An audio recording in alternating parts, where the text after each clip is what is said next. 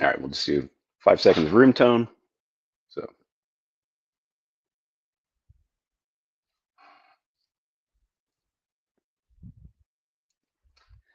all right, what's up, gamers? Hello, everybody. Welcome back to Why We Roll, the tabletop role-playing game chat show from the Stillfleet studio. As always, I am one of your co-hosts, Christopher Pickett, the creator of Danse Macabre, medieval horror role-playing, and I'm joined, as always, again, by my wonderful friend and co-host, Wythe Marschall, creator of Stillfleet, super sci-fi political RPG. What's up? What's up, Chris? Excited to talk sci-fi today. Yeah, we're in With for a lot of sci-fi, I yeah, think. with I think a guest who I'm gonna guess, gonna go out on a limb, knows a thing or two about sci-fi and games. So yeah, really excited to have Zach Cox on. So Zach, what's up, man? Thanks for making time. Yeah, thank you both so much for having me, and thank you for making this little arc of Orbital Blues Month themed shows for this big collaboration month we're running in a few weeks. I'm really excited to sit down and chat about Orbital Blues and much more, hopefully.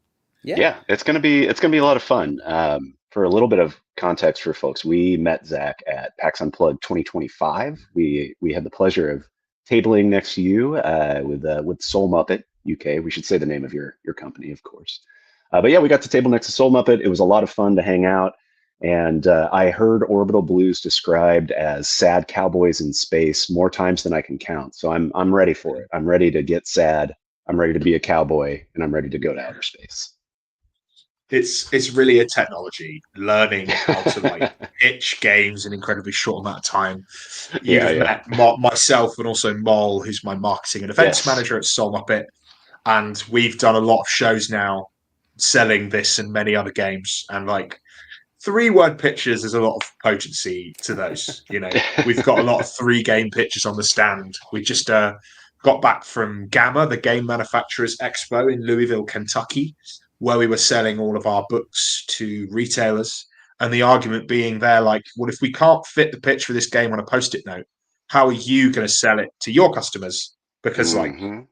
there's a lot of complexity there. And, like, I feel like it's really easy to get caught up in, like, pitching your game and making it around, like, well, what does it mean to me? How is this based on my relationship with politics or sociology or games, or what niche does this fit in? What genre is it meant to emulate? Now, for me, it's just write it down on a post-it note. For Orbital Blues, that post-it note is Sad Space Cowboys. Yeah. Um, Yeah, first of yeah, I'm sure not the last good business advice here. So for RPG designers, folks who are maybe thinking about selling, PDF or a zine or even a bigger project, I think Zach, I'm gonna guess you'll have lots to say, but I completely agree. I think it's interesting. It's also from a thematic standpoint interesting to try to refine it down because it's like the classic haiku constraint thing. When you only have a few yeah, words, it really forces you to think about, wait, what is my game ultimately about? Not like just what are some things in the back of my mind at random, but what are the most intentional, 3 bullets or whatever that I want to bring yeah. forward.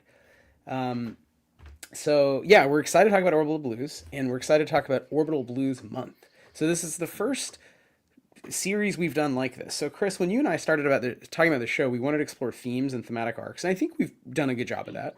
But Yeah, we've yeah. We've picked up some threads. For sure. But we've kind of kept it to like interview, all sort of solo creators. So we're still going to have several interviews. This is a 4-part series. If all goes well, knock on wood, everybody's gonna show up and have a great time chatting. And Zach, thanks for helping organize this chat in addition to Orbital Blues Month. So we're going to let you say more about Orbital Blues Month, but the quick pitch being, bringing a sci-fi game that's cool, to an even bigger audience through BackerKit, and you're making lots of games with other people. Lots of people are making game products, adventures, extensions of the game, Mhm. and so that's one thing we're interested in is collaboration. We're interested in the business of indie RPGs, and we're interested in genre and how other different people approach the same genre. So those are just some of the threads I think that emerged. But yeah, we thought it'd be interesting to do some of these mini series where we dig a little bit deeper into one game, but maybe in this case through different creators' Mhm. viewpoints. So since you're one of the people who originated the game, which is something we should talk about, we thought we'd have you on first. And maybe I don't know, Zach, if you want to say anything else to pitch what Orbital Blues Month is and kind of how you're thinking of it and why it's exciting to you before we kind of probably rewind and talk a little more about the game itself. Yeah, totally. So I'm Zach, or Jelly Muppet. I run a company called SoulMuppet Publishing. We are a UK-based indie RPG company that makes games that are rules light, flavor forward, and really interested in genre emulation. I've been making RPGs now for about 7 or 8 years, full time for about 5. So there's a lot of stuff there. Orbital Blues is a collaboration. It comes from me and 2 other creators. I'm the mechanics person. I wrote most of the rules, and then my incredible co-creators, Sam Sleeney, came up with the original idea, writes all our adventures, does all the art, is the sort of vibes guy behind. No, not does all the art. Apologies. Does all the writing and the lore and the flavor and the setting. And then Josh is our artist who has designed like a really gorgeous and cohesive language for how the game looks and feels, and like the really stunning layout of the work has come from that. And it's really like the cohesion of our 3 parts together, because role-playing games are ultimately worlds expressed through rules and art and words, and those are where those 3 things come together. Orbital Blues Month specifically for us is about us like growing and nurturing a nascent third-party scene that really excites us.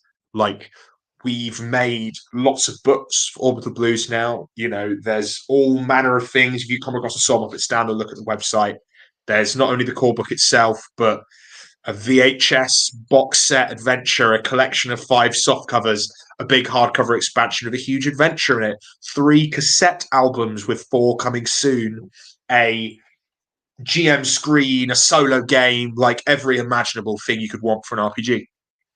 And Orbital Blues Month is just about taking that and growing it up to 11. We've really been working. We've had since day one for all of SoulMuppet's games a really generous community license, borrowed from stuff like Troika, stuff like Mothership, stuff like Mouse Ritter, that has a very basic terms in terms of license, like say that this is designed for this game, include this logo, and mention that we didn't make it, and then you can make whatever you want for the game for free. It's free, it's irrevocable from our end, and it means that you can make money making Orbital Blue stuff, and we're cool with that. There's been lots of little collaborations over the last 5 years since the game came out of people making their own thing, and we've reached out to a bunch of those creators and a few more and said, hey, let's make more Orbital Blue stuff.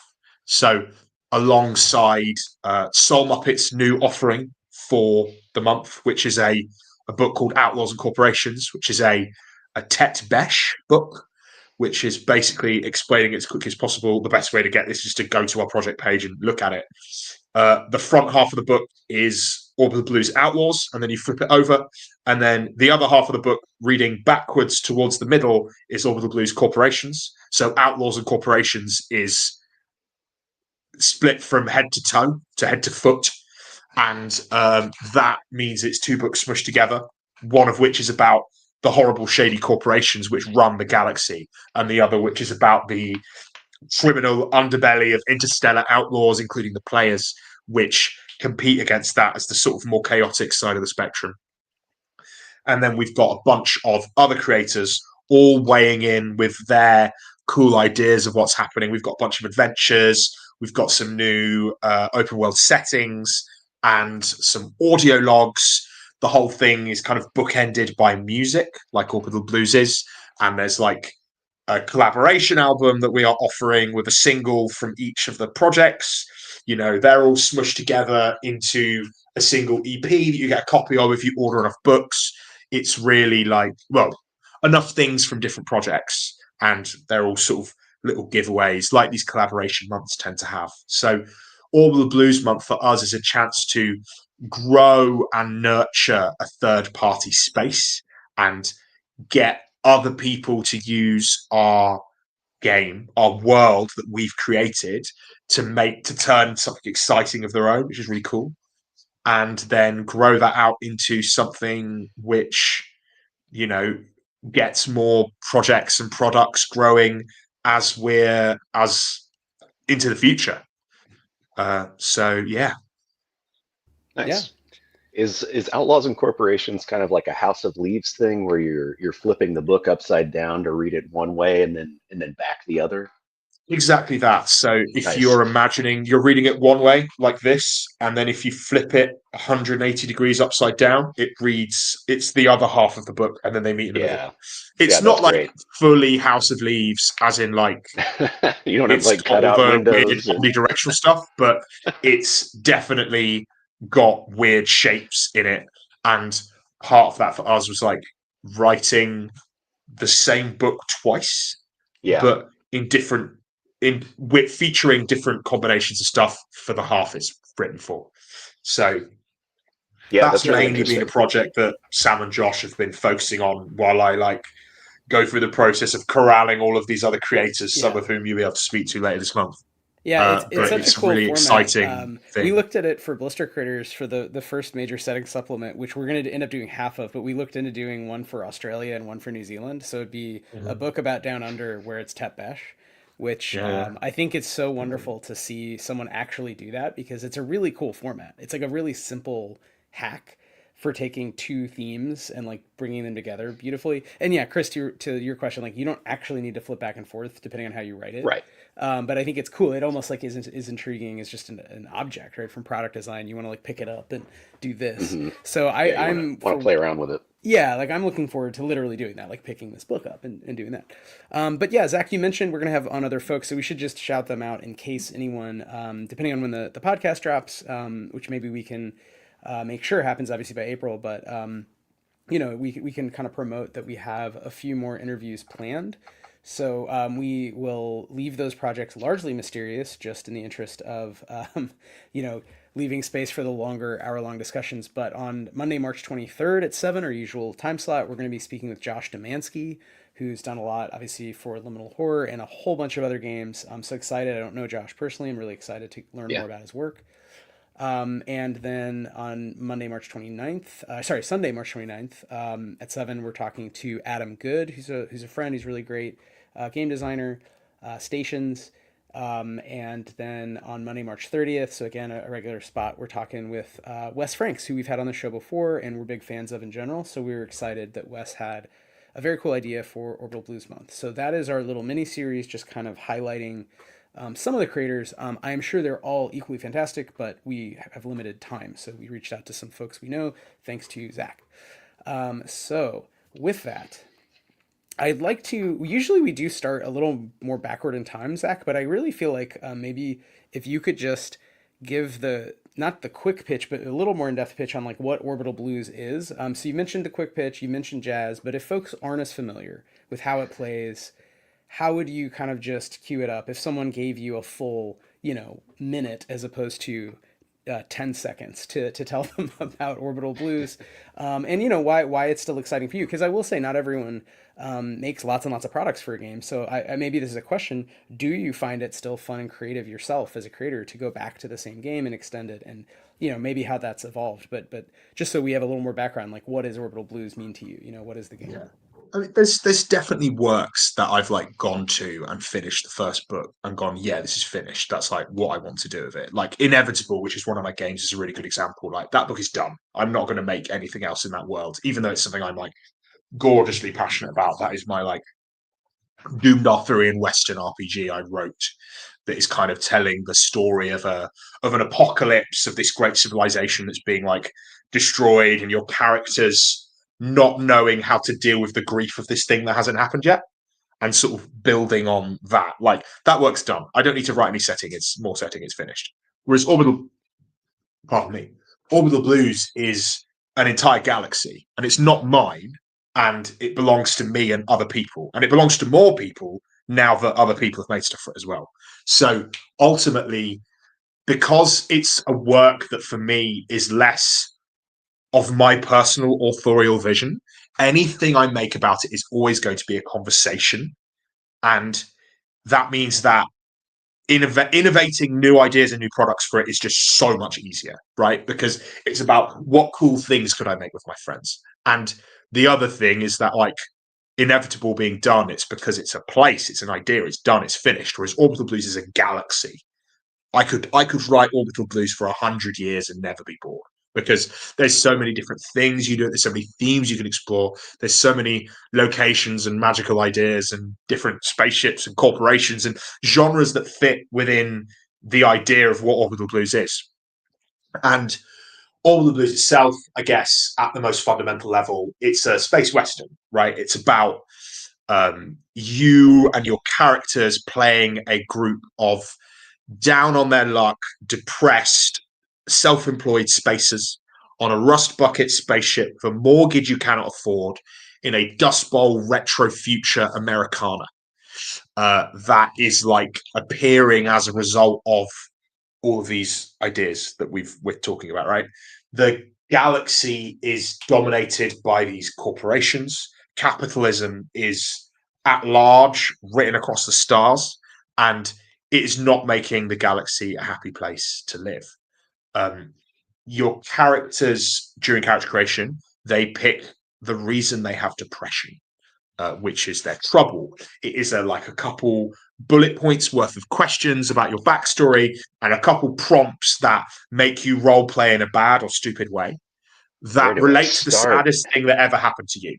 And the way you get experience points is you answer those questions and you role play in line with those ideas. And that turns every character into this sort of broiling, ridiculous disaster bastard who makes these wonderful decisions. And you're encouraging your players to role play, right? And then when you get enough sad points, your blues, you have an emotional breakdown and you level up. And that is just how the game works. I can see someone in the comments saying, imagine putting capitalist trauma directly into a game. Yes, that is every single game I have ever made. Orbital Blues is about how much I hated being self-employed and how difficult it was to make ends meet. You know, Best Left Buried, my first game, was about having a job I hated and how it was affecting my mental health. Inevitable is about my struggle with the idea the world is ending and what I'm going to do about it. And, you know, Paint the Town Red, my newest game, is about something very bad happening to me a very long time ago and trying to chase the sensation of being alive while dealing with it. And the games I'll make in the future will continue to be about those things, because art is about the human condition, and the human condition right now is having to live through capitalism. And when you're living through capitalism in the form of this book, we're talking about all of the art for Orbital Blues is this amazing stuff done by Josh. Half of it is like photo kit bash illustrations in this wondrous, like, sketchy in-world style. But all my favorite pieces are in-world advertising materials for companies that don't exist. Right, there are all of these business cards and posters and band advertisements and election campaign slogans and every single imaginable bit of skeuomorphic ephemera we stuff into this book. And so when you're flicking through it, when you're reading the book and playing it, you immediately understand the place you're in and the world you exist in. All the books we make at SoulMuppet try to come with a sense of place and a sense of genre, and then the mechanics and the text lead through from how that art and how that design feels to push you further into that sense of genre emulation that I was talking about earlier as being like one of the three pillars of the games. So it's a game about trying to make ends meet and trying to sort of dealing with found family and how you're feeling and trauma and pushing that out and doing it while, you know, playing a guitar and, you know, having a shootout in space. Yeah. And it's really cool and fun, you know? Yeah. Can you walk us through like, you know, very nuts and bolts? What does the kind of like typical play loop look like? You know, you're going out, I'm assuming you're getting missions, you're getting the blues, you're having breakdowns, but like, you know, can you walk us through like a session or a campaign, like kind of what the arc looks like for a character? So the session of a campaign typically involves like your characters being in a place and needing to have money to buy food and fix your spaceship. The driving mechanical feature of Orbital Blues in terms of like what actually incentivizes gameplay is how weird the money system is. And it's in this idea that, like, because you are a member of this self-employed working class, while you are opting into being a cowboy, that is not something you're ever capable of escaping. All money that you earn, you can maybe use some of it to buy make the tiniest bit of savings or get an upgrade or fix your spaceship. But apart from that tiny little tidbit you get at the end of each session, 100% of your money is immediately swallowed by your spaceship. Right. Yeah. And this is all feeling a little too close to home, actually. it really is. Not yeah. like sci-fi Well, at all. because- You go 1-bedroom spaceship or a 1.5 bedroom I mean, that's what it is, right? It's about if you're lucky.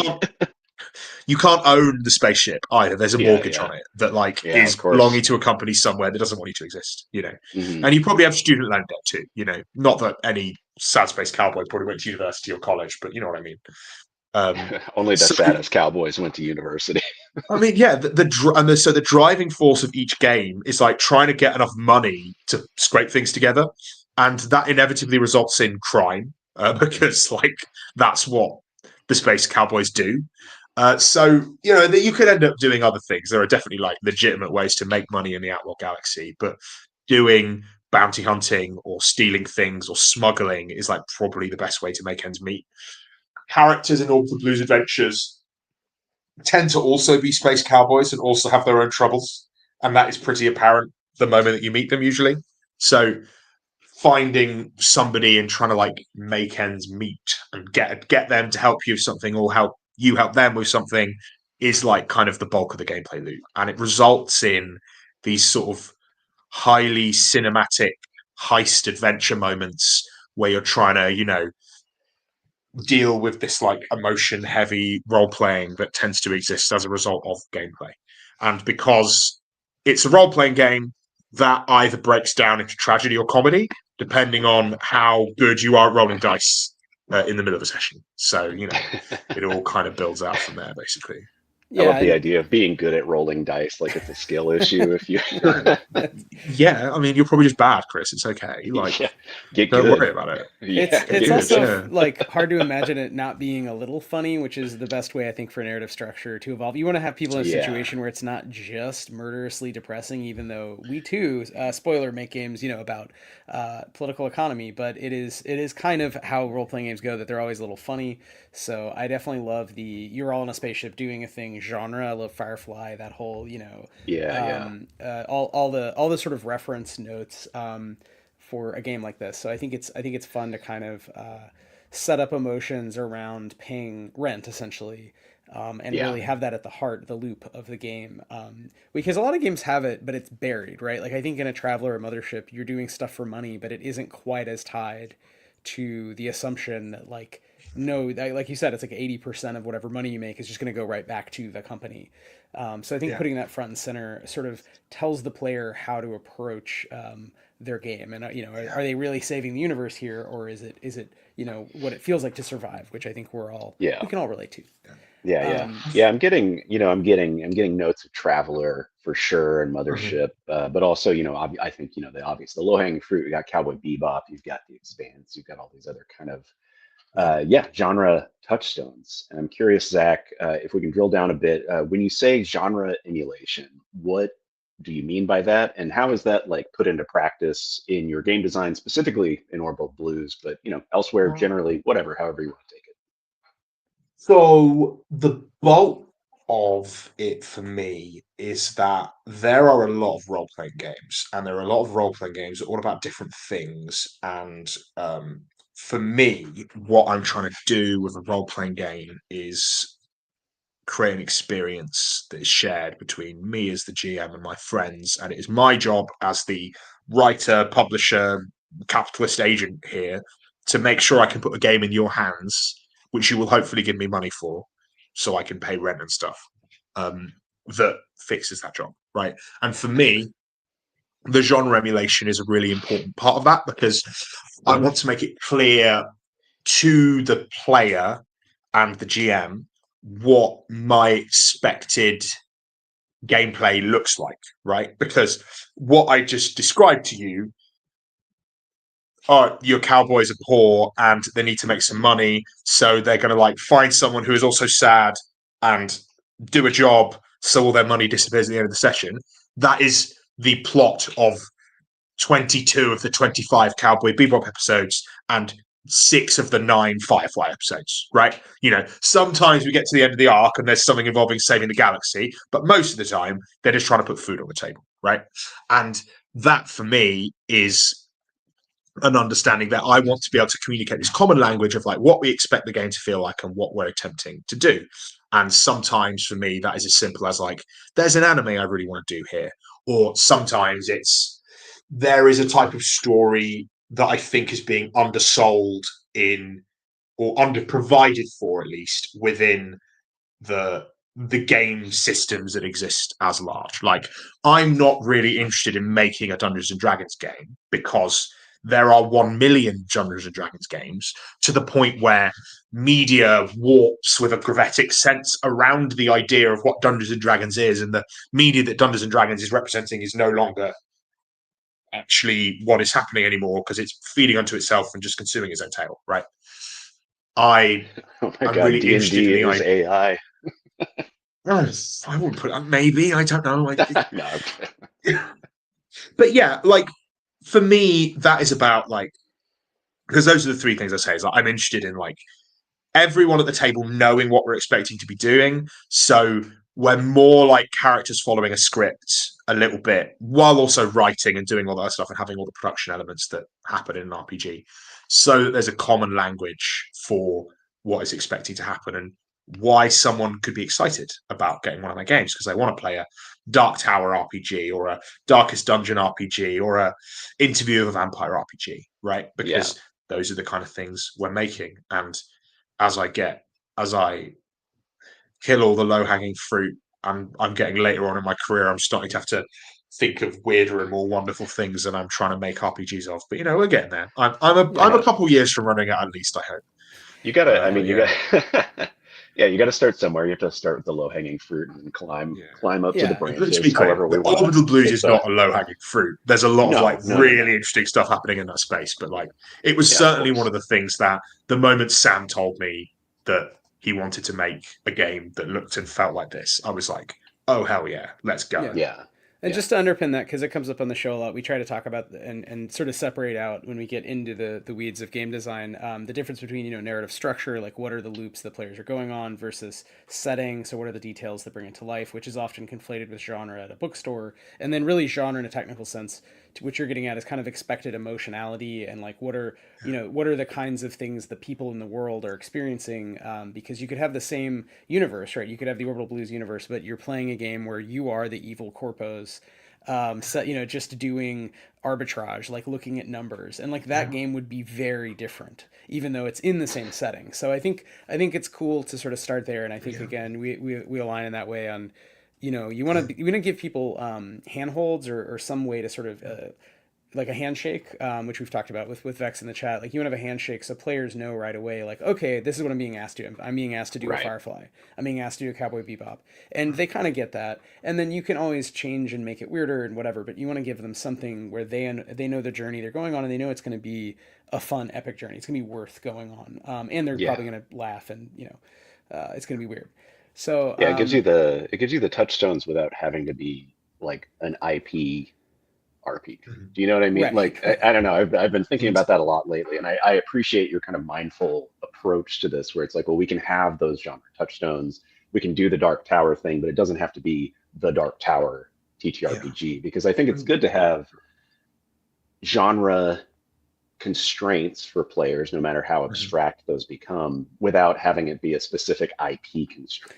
Yeah, they're like lighthouses pointing towards shore, but they're not anchors dragging you. They're not like setting you in a place. They're just saying, "Hey, this is over here." 'Cause Zach, I mean, you can respond to other points, but I just wanted to ask also how this has been collaborating with other people with this kind of pretty specific genre that you're bringing up. But then to Chris's point, it's not an IP; it's open to anything. And whether it's about Orbital Blues Month or just in general, when you collab, as you said, with other people, it's not your idea anymore. It's sort of its own thing.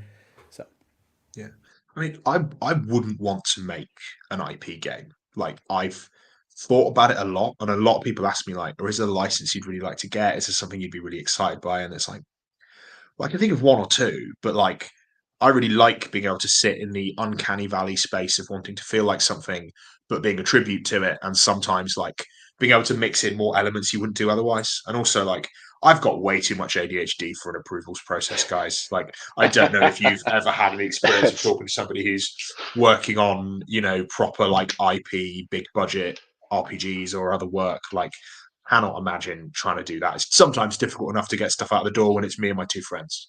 Too much paperwork. So it's a lot of paperwork. It's way too much paperwork. There's lots of really good RPGs that are within the same genre. There is a Cowboy Bebop RPG. It's really good. It's cool. You should play it. It's made by my friend Mike from Mana Project. It's really cool. And but I wouldn't want to write for it. I'd want to do. I wouldn't want a. But within that space, like, it's very interesting because like genre ultimately, like, owning the IP while understand what it's trying to be is really exciting and important to me. And one of the things about working on a project like Orbital Blues Month is that the other people can do so much more with our idea of what Orbital Blues can be, and take it in so many different directions. Like, I would have never thought to have done a bunch of the stuff that is happening in these adventures. We've got like a hacking adventure, we've got a romance adventure, there's like a sort of space truckers one, there's Infinity of Ships, which Wes is coming in to talk about, is like NASCAR / Formula. Sorry. Infinity of the. Why am I saying Infinity of Ships? That's Infinity. Trucker one. Infinity is why I got me. F Infinity. Yeah. The Orbital Blues spaceship racing one, which is like, it's kind of, at least I thought about it first when talking to Link Adega about wanting to do something similar a few years ago, when they said to me, "There's nothing sadder in the world than driving very, very fast and slightly left." And I've been thinking about that ever since, right? While knowing that there is nothing I can do as a British person to write something that expresses that interference, because like NASCAR is such a thing with a sense of place as well that like wouldn't be for me. But I'm so excited that Wes and the team, with a little bit of help from Lynn as well, I hope I put them in direction. I think they're writing on it somewhere.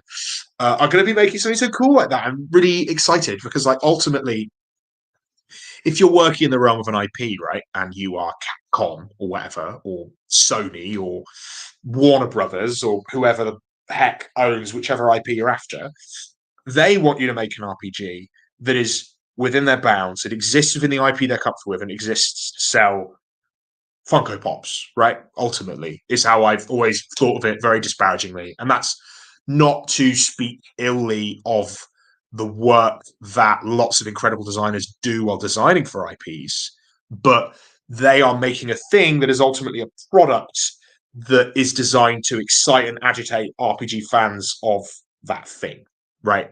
Whereas we aren't making something here which is intended to be a reflection of a larger IP that exists. You can play in that tabletop form. Something is being developed top down from a licensor, right?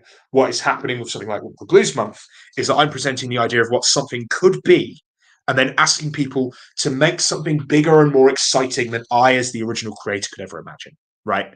And then they go off, they make their thing, they put it out into the world, and I'm not asking for a royalty fee or a license. They're just going. I want to see what they make because I'm excited about it. I'm so fucking pumped to see what thing they can put out into the world that is larger and more Orbital Blues than I, as the person who sat down and wrote half of the manuscript in 2021, could have ever imagined, right?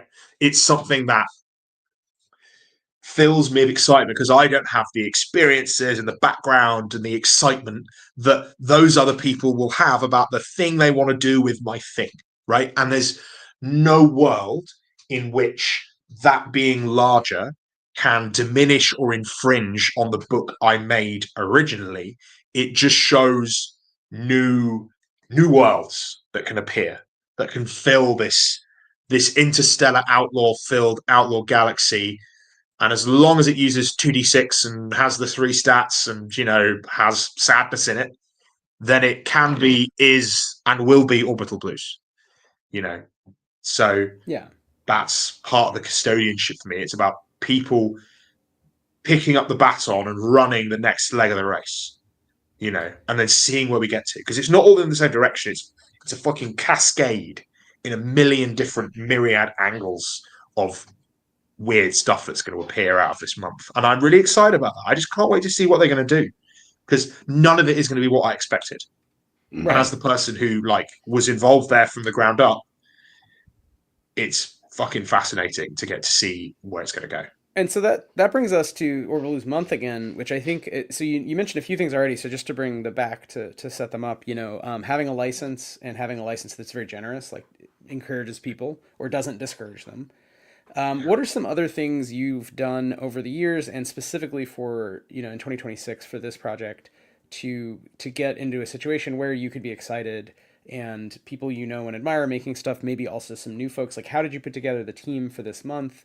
Any advice or anything, reflecting on that aspect of, okay, I've worked on a game with two people I know well, and we made a cool game, and now it's gone to this next level of kind of community.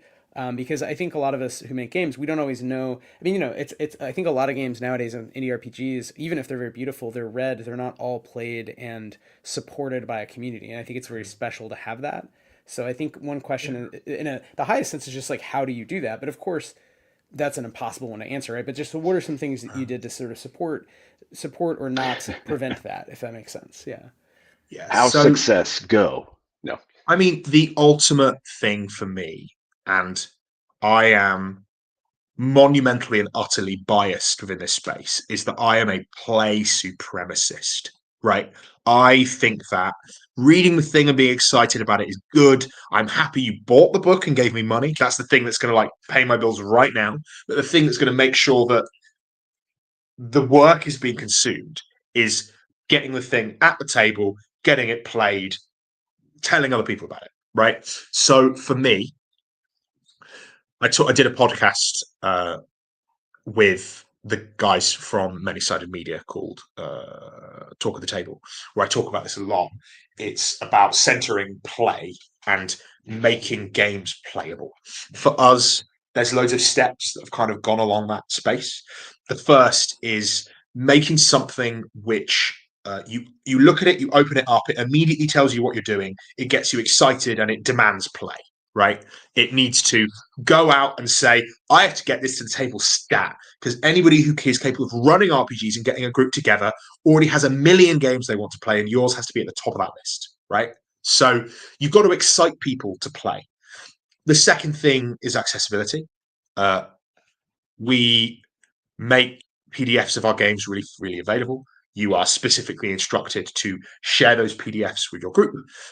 Books are hopefully not too expensive, but if not, you can pirate it, and I do not care about that. I'm excited that you get to play the game, and if you want to support me later, that is good. The PDF distribution methods we use on the SoulMuppet website are ludicrously easy to pirate from, and I'm sure there are a million links on the website pages right now, and I work hard to make sure that is the case. I want to get things in people's hands so they play them, and then that is the ultimate version of consumption for me. The other thing we do for that accessibility, which is a little bit more obvious from looking at the website rather than talking to me, is that everything has a free quick start. There is a quick start that is generous with how it looks and how it feels and what it looks like. It tells you about the game, but also it is free. It has pre-made characters, and it has hopefully 2 to 4 sessions of adventure in it. Not just a one-shot, like a nice, healthy, short campaign that always makes the players go at the end, well, what are we doing now? What are we doing next week? Leads into a big game about. The next thing is working with actual play folks to make sure there are examples of people playing the game on the internet in as highly edited and exciting a format as possible, so that people can listen and imagine themselves doing it.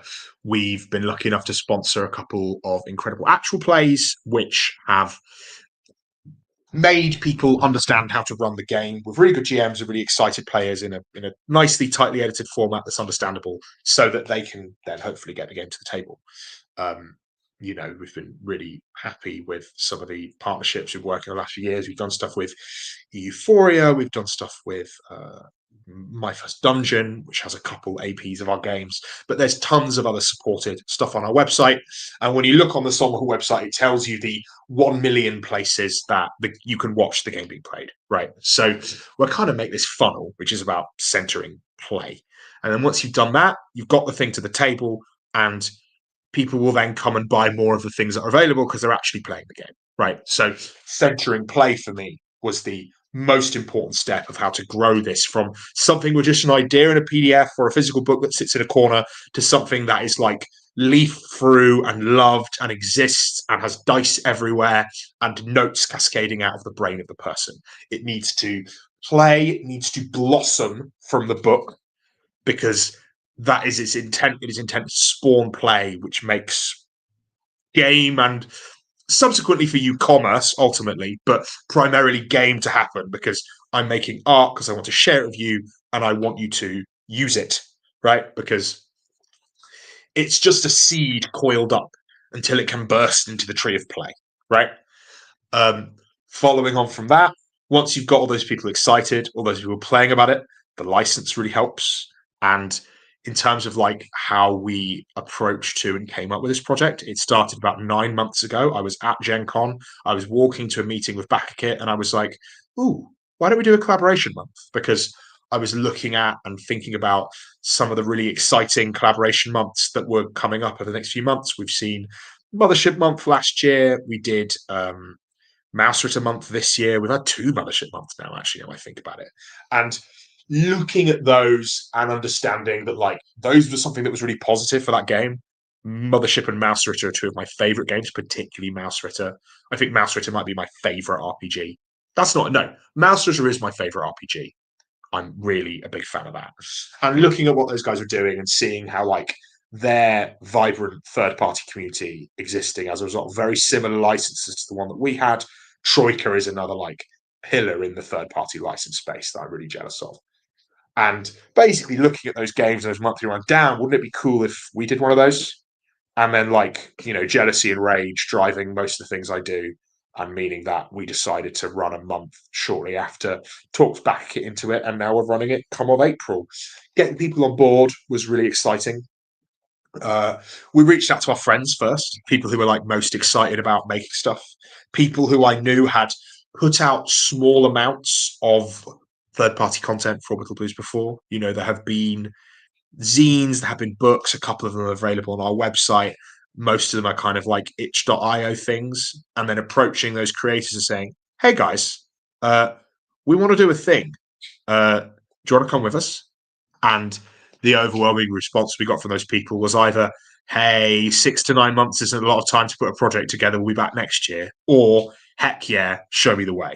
And from there, a bunch of what SoulMuppet does is about knowledge sharing and uplifting other people in the industry around us. We run an amazing event in the UK at a convention called Dragon Meet in London, called Muppet Meet, where we basically run a load of knowledge sharing seminars and networking events, and basically like explaining to people some of the stuff I've been talking to you about now, and doing more consulting stuff in that space, and basically going out to the people we wanted to work with and saying, hey, you might have not done a crowdfunding project before, but you've made some stuff for Orbital Blues.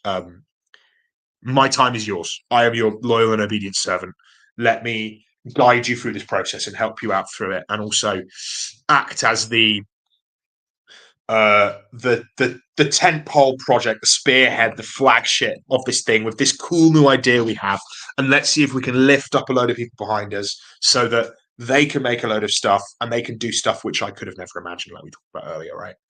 A lot of it has been, you know, we started out with maybe 12 projects, and kind of circumstance have got us down to about 7.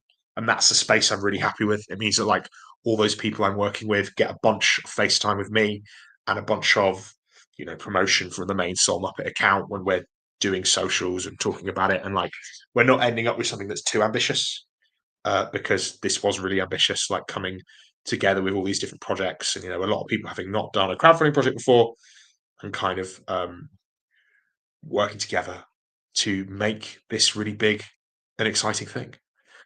So I feel like that answers all the questions. I feel like I've just been talking for like 6-7 minutes with bounding No, it's really enthusiasm good. about cowboys. Usually we jump You in know, and say things about how Chris doesn't like skeletons, or I say something about rap music. But in this case, you were saying really smart things that I agreed with, so I was really just nodding. But You yeah, guys no, I throwing me think under the bus for the skeleton thing, huh? I mean we're joking, we're japing and joking. what the hell's But wrong with skeletons, Chris? Like, They don't so have fucking my thing is, tendons, man. They don't have what's anything your to keep problem? them together. It doesn't make any and sense. the It makes no podcast drives sense. Magic, off a cliff. dude. It's magic. It's Dungeons and Dragons. It doesn't need to make No, sense. no, no, no, no, no, no, no. A wizard can't just do it. I won't stand for it. It's We'll very talk about this fine later. Spider-Man webs. No, but That's yeah, what a Zach, necromancer is for. just to underscore, so community support is not just the license, but it is. I definitely think designing from play as a first principle is something we totally agree with. I've personally just never, and it's not to knock anyone who does design more philosophical games, but I like designing games that I can actually get people to play because they're really fun. And if there aren't people who want to play them, to me that is a feedback mechanism that is very simple, which is there's maybe something not quite as fun about the game as I wanted, and maybe there's something I can do about that. So I think that's a great one. And then just trying to kind of build excitement, work with folks, and for a first for Orbital Blues, at least a first BackerKit month project. You said ultimately it went from like 12 to 7 or so projects, so we're covering a little over half Yeah. on the show. So that's cool, and it does make sense that that's still a pretty big effort. But yeah, that seems very reasonable. Exciting. Yeah, it's not 100 people, right? It's 6 more Orbital Blues projects on a crowdfunding platform that have ever been ran by anybody who isn't me. So I'm excited. If we were at 1, if it was a 3 project launch, I'd be excited. Right, But right. Yeah. 7 is amazing. Yeah, they won't Yeah, let you do a 3 project launch over there at BK. So yeah, sorry, Chris, you were gonna say something. Then we can. No, nothing productive. I was just going to say, yeah. I mean, even 1 or 2, I feel like I would be over the moon for Oh sure. yeah. But yeah, I mean, yeah, 12 And to this 7 is is amazing. that's actually a good point. Is that this is something you don't have to do a BackerKit month, which are for a variety of reasons. I mean, they're curated ahead of time in various ways. This could be a game jam, right, as well. So if someone has a game they want to support, and there are people who want to make stuff, their friends want to make stuff, and we may have one of those coming up. Those are Run fun. game jams. Game jams are the Yeah. coolest thing in the world. And getting other people to do stuff in a shape you've dreamt up feels magical. Yeah. You know, we've ran Orbital Blues game jams before. We've run Best of Buried game jams before. They've gone really well, but like this was a bit of a level up from us because there's a commitment to something physical, which is Yeah, exciting. But all forms of creation are valid, as long as it's something that exists and is cool that you as the creator are proud of, and that's just a sort of thing from me. Is I'm a print freak. I like books being played. I like games being played and books being in hands, and that's just what drives me. But it shouldn't limit the shape of anyone else's creativity by any means. So yeah. No, well, it My sets up. wife hates books, as you can see behind. Yeah, I hate for books. those watching. No, I love books. I will say I'm not a book freak when it comes to RPGs, but I like what you said because that's how I think of it. Is I want my one book with all my notes in it when I go GM, kind of a vibe of like I'm ready to GM with the tome, and I think that is a different thing from being a printo file, which I've become much more through the process of making them. Whereas normally I'm a reader, so I like PDFs because they don't weigh anything ultimately. I mean, beyond cost, but. So I can see all the sides there. I will say I have plenty of questions, and we're running out of time. But Chris, do you have a question? I don't want to keep jumping in. Go ahead, Okay. please. Well, Yeah. then this is I think a little related, a little unrelated. So take it however you want, Zach. But music's a big topic that came up. We were talking to our buddy Roderick Maxino at Elwood Games. I'm excited to talk to Adam from Stations. I know Orbital Blues also has like a strong musical thing happening. And I'm wondering if you could reflect on that a little and how you view, because, and again, Chris, you may have more to say on this than I do. That's why I'm looking at you. It's the blues in Orbital Blues, It's man. the blues. But like, I feel like Chris, you and I talked a lot about music with Danse Macabre, which I've not. Like, Yes, yeah. I thought about music with Stillfleet as a little bit as an afterthought. And when I talked with my friends who were musicians, that's something we spoke about. But it wasn't something that I thought of when writing a book. I didn't think, oh, I need to find musicians for this. Do you know what I mean? But I feel like Zach, I get the sense Orbital Blues has a closer sort of genetic relationship with music. So I'm wondering if you have just thoughts on music and RPGs in general. Is it that every time you pick up the book or every time you look at it, you just hear "Tank" by Yoko Kanno just immediate, like the first sting of Tank just play in your head. Such a good song. It's a great song. I mean, so Great song. for us, right? Orbital Blues was like always meant to be about music, right? And for us, for Sam specifically, the existence of like the game being about Americana is less to do with Cowboy Bebop and more to do with the music that Sam likes listening to, you know. Mm-hmm. And I think it's one of the things that's super interesting about the creative process and the trio, in that all of us have Orbital Blues with different types of music in it. There's playlists available that you can find in the SoulMuppet Discord of all of our different takes on Orbital Blues. Mine is really full of jazz and blues and bebop and sort of any number of weird styles of instrumental, mostly music, because I don't think Orbital Blues has words to me. I don't think music of books should have words, but that's just a personal take. Whereas Sam's is way more interested in like Bruce Springsteen, Bob Dylan, Willie Nelson, like bits of early blues and rock and roll and bits of country and bluegrass, and has much more of a sort of early Western punk feel to like how mine does. But then as that goes through the book, all the spaceships that we talk about are mostly references to music. You're encouraged during character creation to pick the soundtrack to your character. When you voluntarily choose for an Orbital Blues character to die, you do this thing called a swan song, which is a move where like you play your favorite song and you get a load of buffs and then you die at the end of the scene, right? It is obsessed with this idea of musical cinema, right? As in like the idea that this is a game that has a soundtrack and you should feel it in the DNA of it. The logical next step from that was for us to make our own music.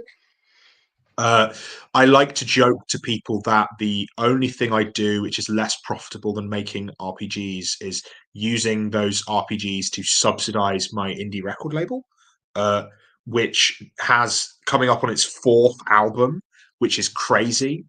During the first project, we made a cassette of a in-universe band called the Deltas, which was portrayed by my wonderful friend Chris Pickett, who made games such as The Wretched and a bunch of really cool Mork hacks and Down in Yongadi and a million other awesome games you should check out at Loot the Room UK.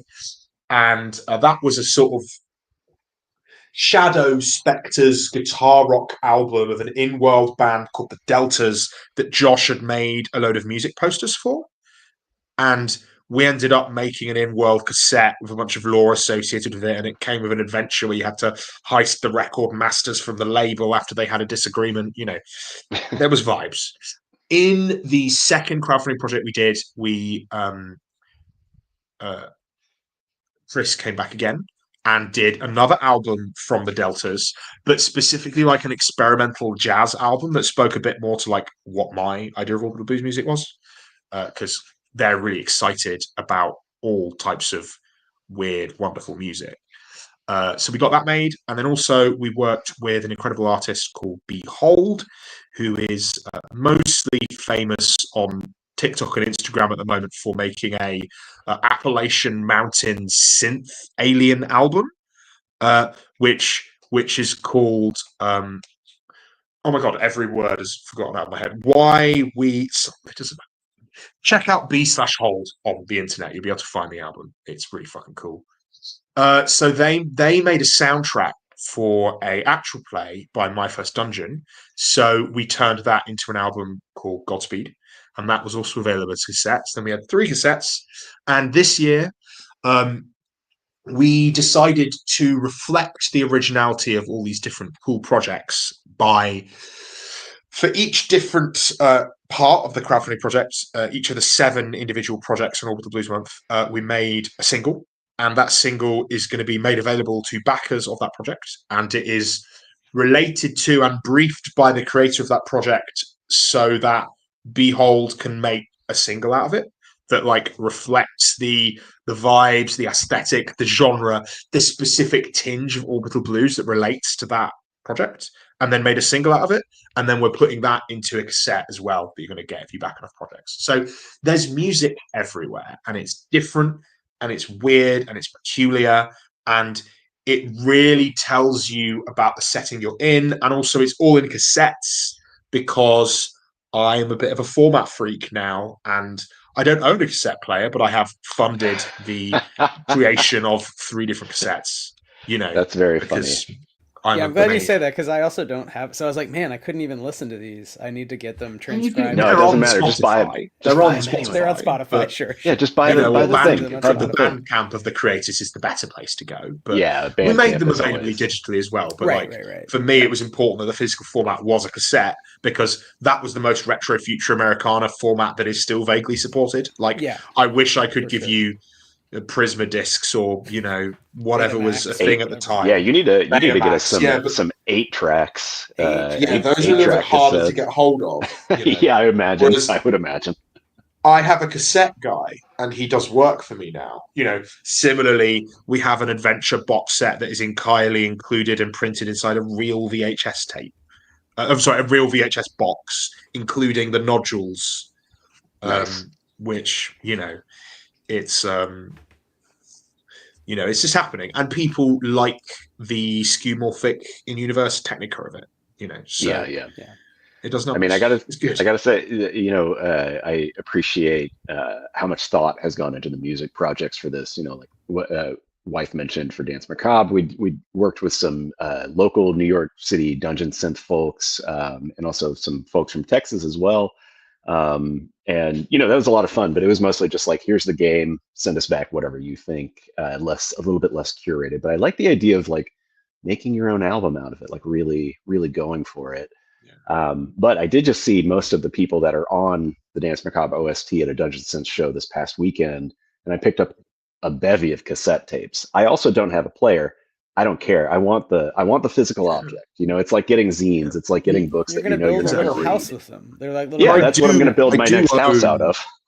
I do own an Orbital Blues branded cassette player, which is a one of one in the world. That is my technical cassette player, but it doesn't really work that well. So, classic Orbital Blues technology. I feel like it's better if like the artifact exists and you can't touch it. It feels like maybe I'm not a play supremacist for music. Maybe that's like a different set of stuff.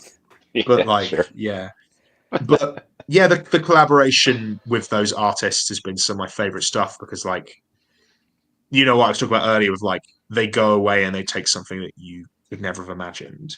Yeah. Right. I'm very musical. Like, there's music all in me. I played a lot of jazz as a child.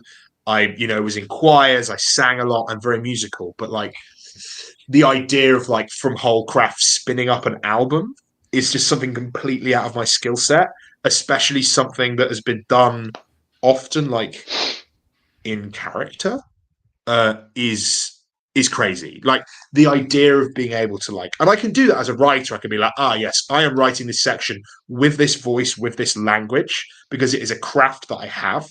Whereas the idea of being able to like sit in the mind of an imaginary person and make music as if I was them is truly beyond me. And that's one of the most exciting things about getting music from these guys. It's so cool. Yeah. And also we get to cosplay bands that don't exist, No, I love that. I love going deeper and deeper into the diegesis. So I love that that's the direction that these they're not random like merch artifacts. They're like in world things frothing up, bubbling out of the world of Orbital Blues. So with that, we're coming up on an hour. So Chris, I don't know if you had any other substantive questions or No. I mean, I think just our traditional last question tacked on with where can we find Orbital Blues Month? Where can we support projects? Where can we pick things up? And then also, for yourself personally, Zach, where can folks find you online, and where can we get more SoulMuppet? Cool. So yeah, my name is Zach or Jelly Muppet. I use they them pronouns, and I am on the internet everywhere that you can imagine as Jelly Muppet. My company is called SoulMuppet Publishing. You've heard about Orbital Blues, but we make many other wonderful games. We It's have true. a sad gay vampire RPG called Paint the Town Red. There's a doomed Arthurian Western called Inevitable. There's a dungeon crawling if it was a job and it was bad RPG called Best Left Buried that we did. There's tons of other stuff coming out. We've got Dark Souls RPG coming out soon. We've got a huge back catalogue of exciting and animated games, all of which you can find on soulmuppet-store.co.uk or .com if you're American themed. The URL goes out there. You can buy all those RPGs from us in that place, and you can also look for Orbital Blues Month on BackerKit, which is launching April 1st at 4 o'clock GMT, whatever that is in your local money, hopefully sometime in the morning on the East Coast before you've even woken up on the West or wherever else you are in the world. We'll be running that project for about a month. There are 7 fantastic collaborators, all making their own theme of Orbital Blues, Sad Space, Cowboy material. You should go and check those out. Follow those projects now so we can send you incessant marketing emails with diegetic art in them and the biggest vibes you can get while still being made out of paper or plastic. And yeah, that's me. That's Soul Publishing. And thank you so much both for having me on, guys. Really happy to be here. Love chatting. Yeah, thanks for joining us. This was super fun. I'm excited to see everything that comes out of Orbital Blues Month. I'm excited. I'm already sad, so I'm excited to be a cowboy in space Yeah. while being sad.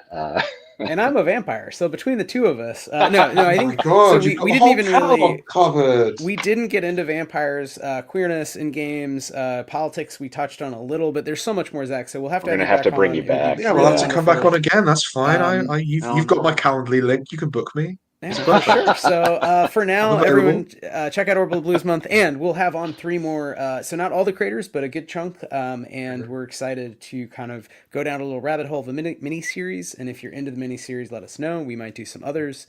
This just kind Sure. of fell into our laps in terms of games that caught, games I think are cool and wanted to learn more about. So thanks again, Zach, for helping us put together. Thanks, Chris, as always, and everybody in the chat. Big 'em ups.